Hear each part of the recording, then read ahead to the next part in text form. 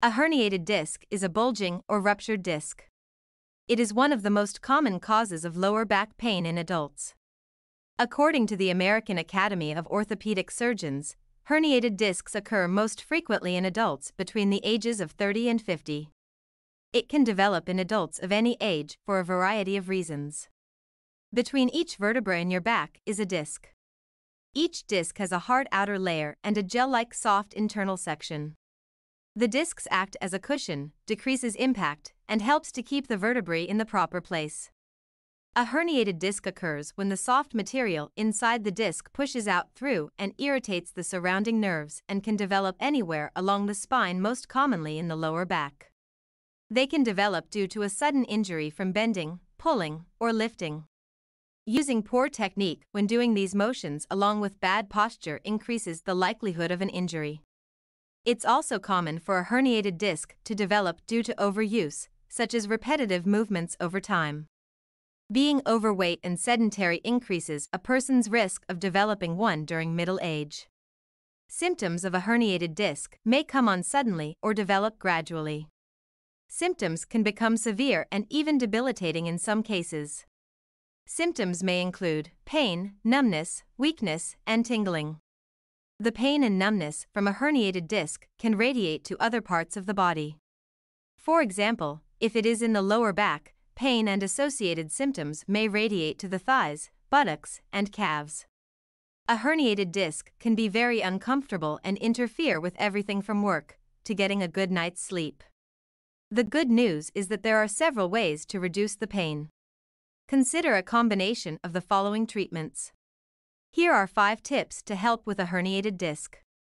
Number 1. Decrease pressure on the area. Decreasing the amount of pressure on the affected area helps reduce pain. Depending on where in the spine the herniated disc is located, there may be several ways to minimize pressure on the disc. For example, avoid sleeping on your stomach or sitting for extended amounts of time. Do not wear high heels or do any type of high-impact activities. Use your knees to bend instead of your back and always use good posture. Number 2. Reduce inflammation with ice. The first few days after sustaining a herniated disc, use ice to decrease inflammation and pain. Place an ice pack on the affected area for 15 minutes several times a day. Ice can still be used several days after the injury if it appears to be providing relief. Number 3. Apply moist heat. After the first few days, consider using moist heat, which helps increase blood flow to the area and reduce muscle spasms. Place a hot compress on the affected area of the spine periodically throughout the day. You can also try other forms of heat and see which method provides the most relief. For instance, use adhesive heat wraps or sit in a whirlpool. Number 4. Try a bath bomb infused with arnica. Adding a pain-relieving bath bomb to a warm bath might be an effective way to get some relief.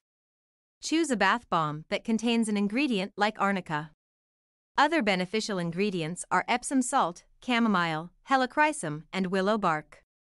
Fill a tub with warm water that is at a comfortable temperature for you. Add the bath bomb and relax for about 20 to 30 minutes. Number 5. Stretching and strengthening exercises. While it's important to avoid activities that increase pain and pressure on the disc, total bed rest is usually not recommended. Instead, certain stretching and strengthening exercises may be helpful in reducing pain. The goal of the exercises is to push the disc away from the nerve root.